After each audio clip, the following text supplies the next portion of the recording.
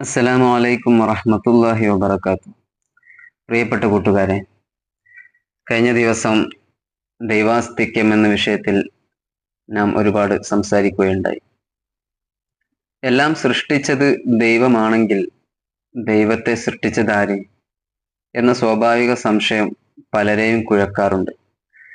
പ്രസ്തുത ചോദ്യത്തിൻ്റെ മറ പിടിച്ചാണ് പല നിരീശ്വരവാദികളും വിശ്വാസികളുടെ തെളിവുകളെ ഗണ്ണിക്കാറുള്ളത്. സത്യത്തിൽ ദൈവത്തിന് ഒരു സൃഷ്ടാവിൻ്റെ ആവശ്യമുണ്ടോ? ഇല്ലെങ്കിൽ പിന്നെ ദൈവം എങ്ങനെയുണ്ടായി? ആദ്യമേ ഉള്ളവനാണോ? ദൈവത്തിന് ഒരു സൃഷ്ടാവ് ഉണ്ട് എന്ന് വിശ്വസിച്ചാൽ എന്താണ് പ്രശ്നം?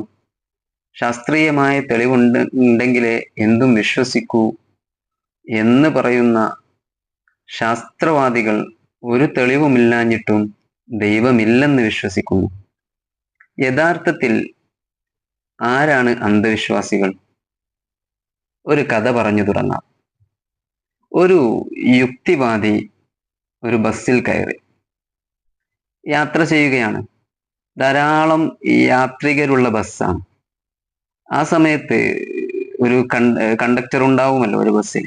കണ്ടക്ടർ വന്നുകൊണ്ട് എല്ലാവരോടും ടിക്കറ്റ് എടുത്തോ എന്ന് ചോദിക്കുന്നു. എല്ലാവരും ടിക്കറ്റ് കാണിച്ചു കൊടുക്കുന്നു. അപ്പോൾ ഡ്രൈവറെ ചൂണ്ടിക്കാണിച്ചുകൊണ്ട് യുക്തിവാദി പറയുന്നു, സാർ, ഡ്രൈവർ ടിക്കറ്റ് എടുത്തില്ല. കണ്ടക്ടറുടെ മറുപടി, ഡ്രൈവർക്ക് ടിക്കറ്റിന്റെ ആവശ്യമില്ല.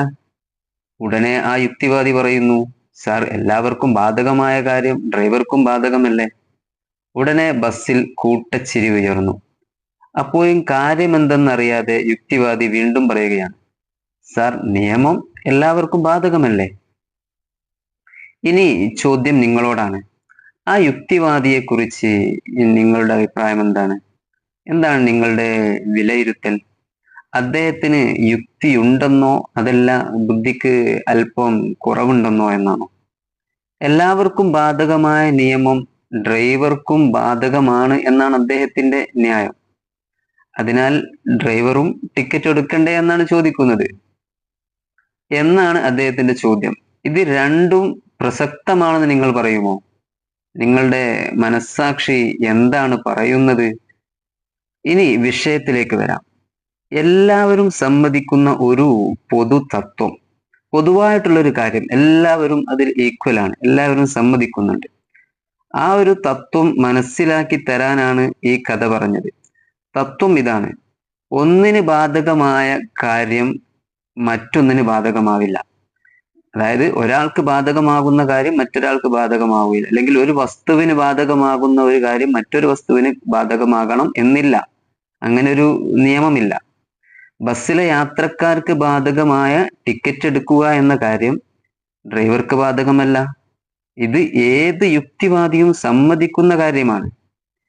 എങ്കിൽ പ്രപഞ്ചത്തിലെ സൃഷ്ടിക്ക് അല്ലെങ്കിൽ സൃഷ്ടികൾക്ക് ബാധകമാകുന്ന ഒരു കാര്യമാണ് സൃഷ്ടാവ് ഉണ്ടാവുക എന്നുള്ളത്. ഏത് സൃഷ്ടിയെ എടുത്തു നോക്കിയാലും ആ സൃഷ്ടിക്ക് ഒരു സൃഷ്ടാവ് ഉണ്ടാവുക എന്നുള്ളത് പ്രപഞ്ചത്തിലെ എല്ലാ സൃഷ്ടികളുടെയും ഒരു ബാധകമാണ്. സൃഷ്ടികളുടെ മേലുണ്ടാകുന്ന ഒരു കാര്യമാണ് എന്ത്? സൃഷ്ടാവ് ഉണ്ടാവുക എന്നുള്ളത്. അതേസമയം സൃഷ്ടാവ് ഉണ്ടാകണമെന്ന നിയമം ഇല്ല. യഥാർത്ഥ സൃഷ്ടാവിന് ഒരു സൃഷ്ടാവ് ഉണ്ടാകണമെന്ന നിയമം ഇല്ല. ഇത് എല്ലാവരും സമ്മതിക്കുന്ന അല്ലെങ്കിൽ സമ്മതിക്കേണ്ട തത്വമാണ്. സമ്മതിക്കുന്നതിൽ ഒരു യുക്തി കുറവുമില്ല. സമ്മതിക്കാത്തവർക്കാണ് യുക്തി കുറവുള്ളത്.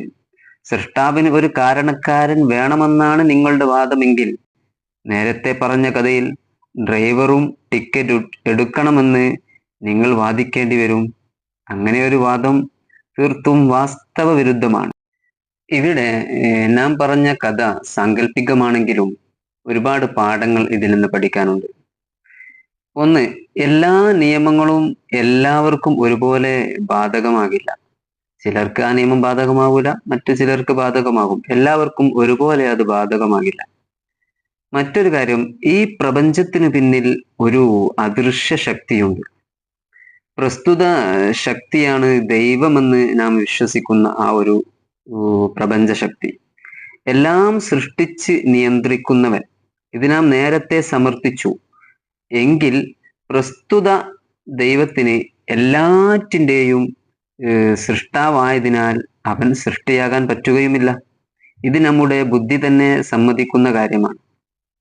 മൂന്നാമതായി കാര്യം, യുക്തിരഹിതമായ കാര്യത്തിന് വേണ്ടി വാദിച്ചപ്പോൾ, യുക്തിവാദി യുക്തിരഹിതമായ കാര്യത്തിന് വേണ്ടി വാദിച്ചപ്പോൾ ബസ്സിലെ യാത്രക്കാരനെ കുറിച്ച് മറ്റുള്ളവർ ചിന്തിക്കുന്നത് പോലെ ഇത്തരം യുക്തിബോധമല്ലാത്ത ചോദ്യങ്ങൾ ചോദിക്കുമ്പോൾ നമ്മളും ഒരു വിഡ്ഢിയാണെന്ന് സമൂഹം എന്താവും വിലയിരുത്തുമെന്ന് നാം ഓർക്കുക.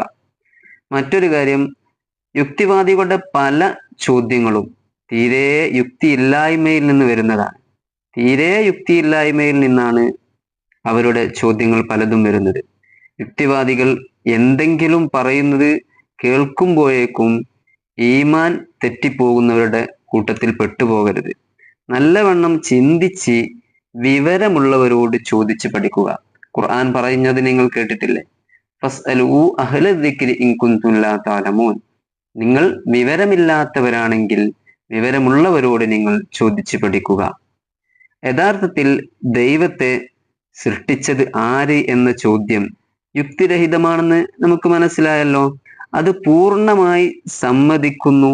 പക്ഷെ ഇപ്പോഴും ഒരു സംശയം ബാക്കിയുണ്ട്. സംശയം എന്താണ്? ദൈവത്തെ സൃഷ്ടിച്ച ഒരാൾ ഉണ്ട് എന്ന് വിശ്വസിച്ചാൽ എന്താണ് കുഴപ്പം? ദൈവാസ്തിക്യം തീരുന്നില്ല. വീണ്ടും കാണാം.